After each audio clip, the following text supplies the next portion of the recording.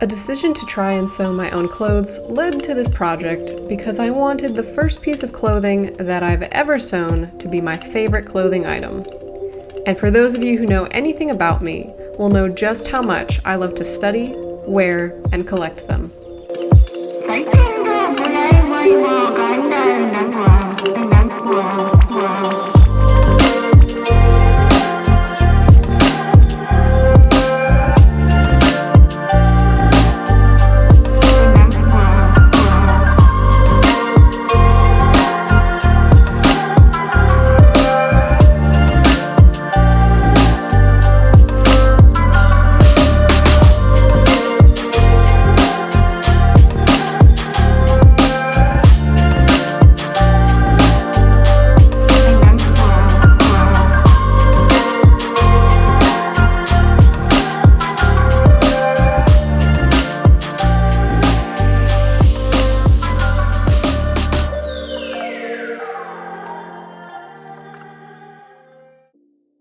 For making this kimono, I used a combination of references. One was a kimono that was in my collection that fit me well already, and the other was Billy Matsunaga's kimono sewing tutorial video, which is linked down below.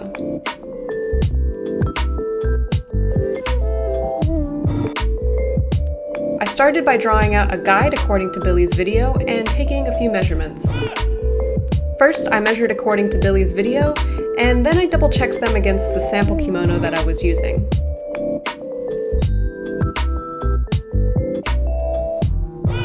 What my idea was for this kimono was a little different than both Billy's tutorial and the sample kimono in that I wanted mine to be two-toned, where one side has this bright green pattern and the other side is just a plain white muslin. First, I measured out and marked both fabrics and cut out what would be the front and back panels.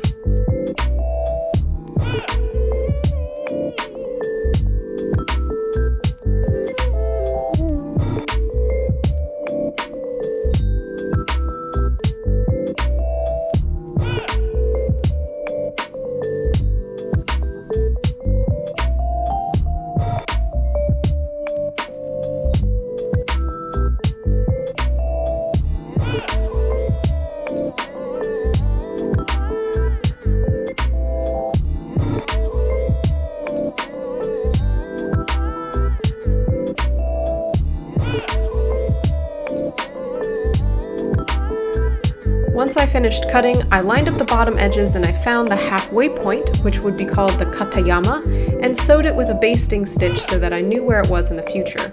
I then pressed the fold for good measure. I wanted to make sure the panels were on the correct sides of my body, so I laid down because I wanted the green pattern to be on the prominent left side of the kimono, so I laid down just to make sure, and then I measured for the Uchiage seam that goes across the back of the kimono.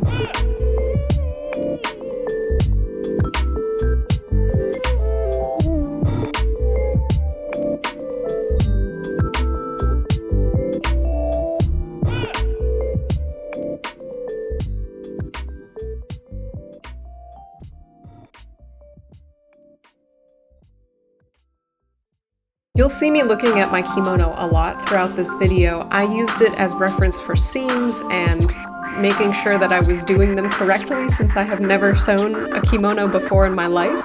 So I looked at it for reference for the middle back seam, since it was using two separate pieces of fabric like I was doing. That and they were just really well done, so I was trying to reverse engineer how to replicate it with my zero kimono sewing knowledge. But I think I got it.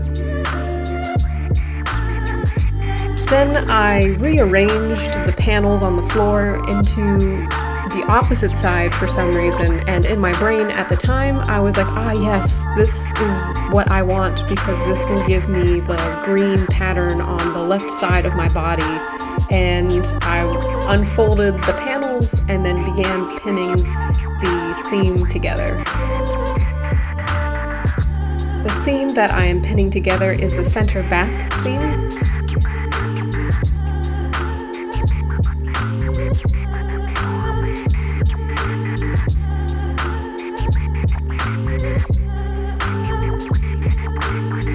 I decided to choose a dark green thread color to match the green pattern, and I honestly was originally going to attempt at hand sewing the whole kimono, but about after 5 minutes into the back seam, I decided, it's gonna be worth my time to just put my sewing machine together and put it to use, and so that's what I did, and it sped it up immensely.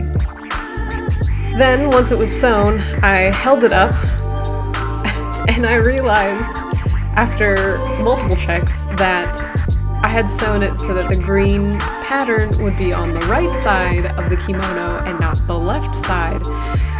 So I had to unstitch and sew the whole thing again, and I was very frustrated in myself because I checked it twice and then messed it up somehow. Getting my seam ripper felt like a walk of shame, but at the same time, it's my first time making it, so I was more upset that I had to redo the whole thing, not so much that I got it wrong, which I guess is fine, but in the end, it didn't really make too much of a time difference. Finally, done with the center back seam, I ironed the fabric and the seam just for good measure. Next, I tried it on just to be sure that I had the correct panels on the correct sides of my body, and I did, so I moved on to the next step. The next step, I measured out the Uchiage seam, which is the seam that goes horizontally along the back of the kimono. I marked it out, I pinned it, and then I sewed it. Don't worry if you don't know the different kimono terms I'm using. I didn't know at the beginning of my kimono journey years ago, but I will put definitions for the different terms that I am using in the description. I also would recommend checking out Billy's video since hers goes into a lot more detail than mine does, so it's worth checking out to learn more about the different terms and construction of kimono. Next, I pinned and sewed the side seams together, and then I tried it on one more time just to make extra sure that the patterns were on the correct sides of the kimono. I was really happy to try it on at this point in the process because it felt like it was finally coming together in a very slow but tangible way, which for me was really exciting. And I was ready to go to the next step, which is the okumi. First, I cut out the 2 panels for the okumi, and then I pressed them because this fabric for some reason constantly wrinkled, and then I marked out on both front panels where the okumi would be sewn.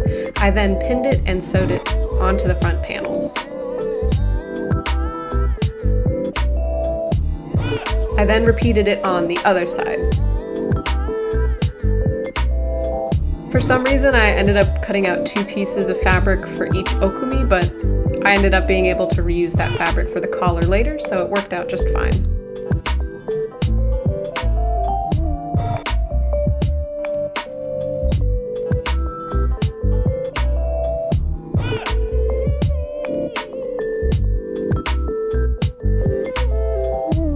Next was enclosing the okumi seams, and I tried my best to mimic how the seams were enclosed on my sample kimono, and once I finished them off, I was pretty happy with how they ended up looking and ironed them for good measure.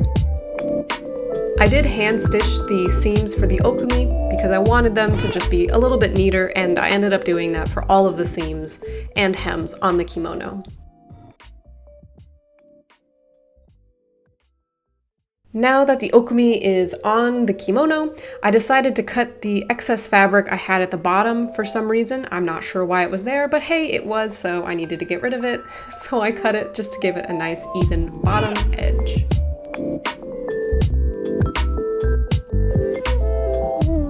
I did a simple hand-stitched rolled seam along the bottom hem, and I think it turned out pretty good. Next was the sleeves. Again, I double measured throughout this entire process, but I double measured again for the sleeves, comparing my measurements to the kimono reference, and I measured out where the sleeves would attach to the kimono and marked it.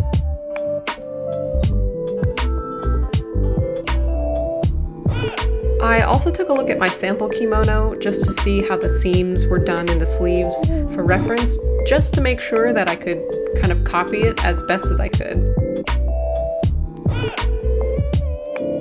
Then I measured and cut the fabric for both sleeves and pinned them down.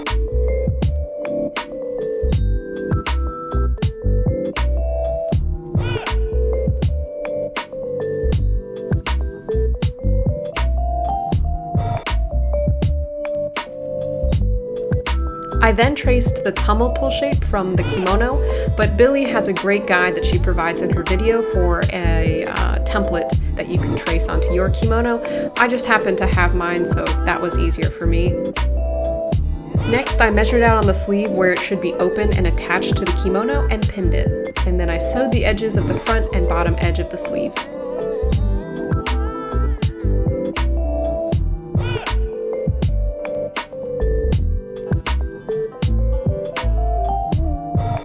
Once I sewed the sleeves, I rolled the hems and ironed them.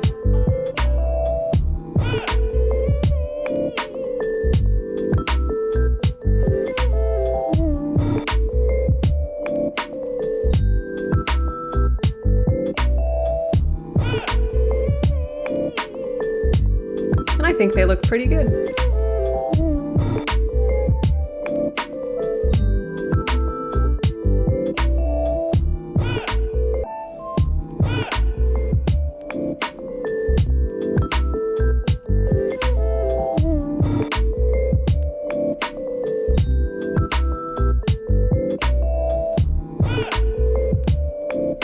I then lined up the sleeve in the kimono, making sure that my pinned measurements lined up fairly well.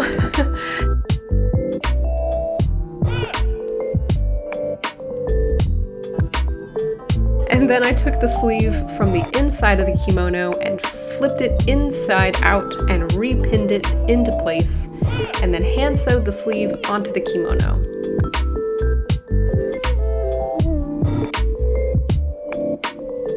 I then did the same thing for the other side. Billy in her video does a really great job of describing how to do this. I will admit I watched it a few times just to make sure that I was doing it right, and I think I got it.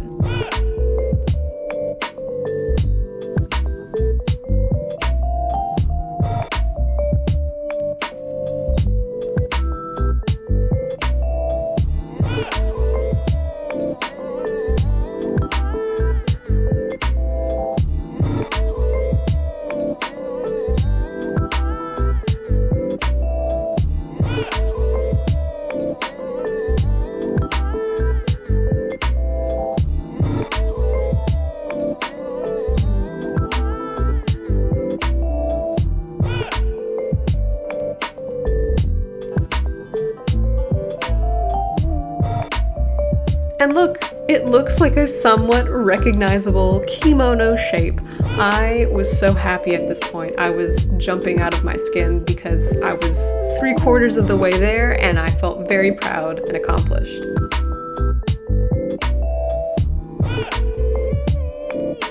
Next was the collar. A kimono collar is made up of two different pieces of fabric. There's a long collar and a short collar, and the short collar is sewn onto the long collar. What I did is I folded over a piece of the patterned fabric that I had, pinned it, and cut the length I would need for the short patterned collar, and then I sewed it on top and did the same thing for the white side. And then all I had left to do was to sew the two collars together to create one collar. And this part, let me tell you, was the trickiest part and probably my least favorite part of this entire process. It was made trickier because I had two different pieces of fabric that I needed to make sure lined up with the center back seam so that when it was all said and done, it would all smoothly be one line and it wouldn't be all like slightly off the main center seam.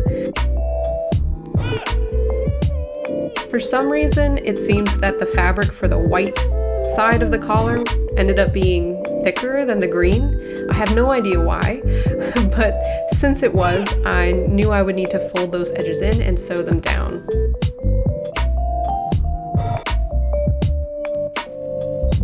Next, I measured out the taper line and the angle for sewing the collar onto the kimono.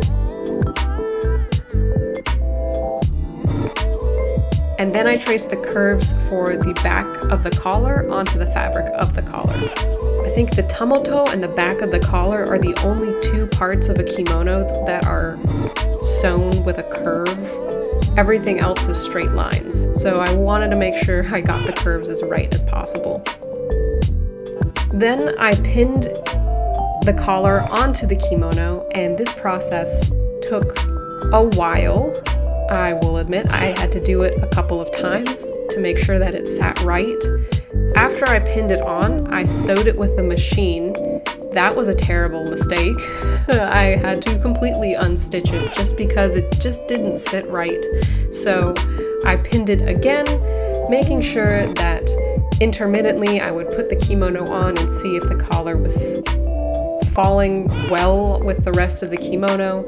And once it was, I placed an extra support fabric at the very back center part of the kimono and sewed it down.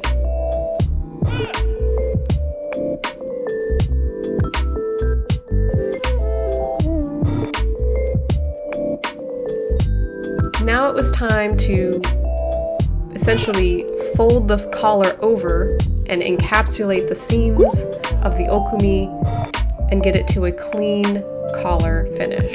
I pinned it down and I hand sewed it, and I think I got it pretty close.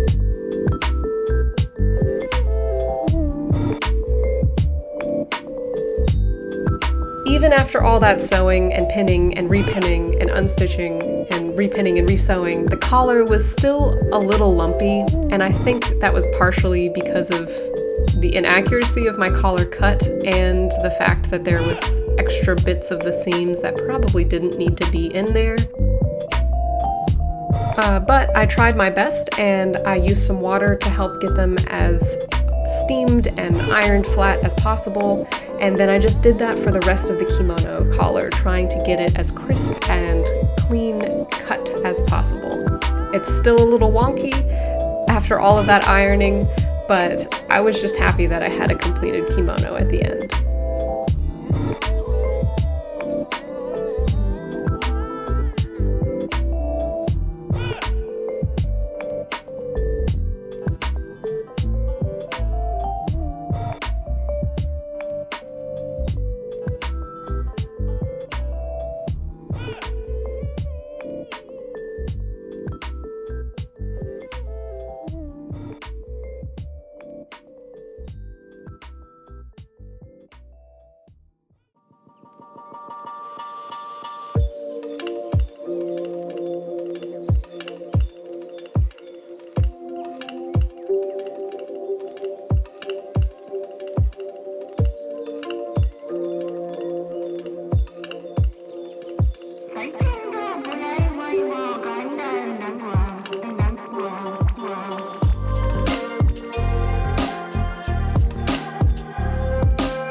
It may not be perfect, it may be a little funky and lopsided in certain areas, and the collar might not sit perfectly on the kimono or be perfectly crisp, but you know, despite all of that, I am really ecstatic with how this turned out. For my first time sewing any type of clothing, let alone a kimono, I honestly couldn't be happier or prouder with how it came out. I definitely learned a lot, and I will for sure be making more in the future so I can improve with each one. I've already got fabrics picked out and everything. I'm very excited. But despite all of its flaws, I can't wait to wear this the next time I go out to visit friends, or if I just want to stay at home and relax and wear something that I made with my own two hands.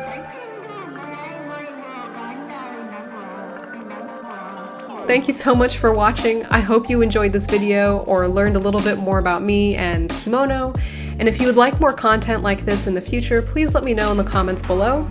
Also, check out the description for my social media where you can follow along with all of the projects that I do and more. You can also find info on Kimono and Billy Matsunaga's tutorial in the description, so please check that out and go support her channel, because without her, I honestly don't believe that I'd be able to make this kimono on the first try. With that, that is all for this one. Thank you so much for watching, and I'll see you in the next one.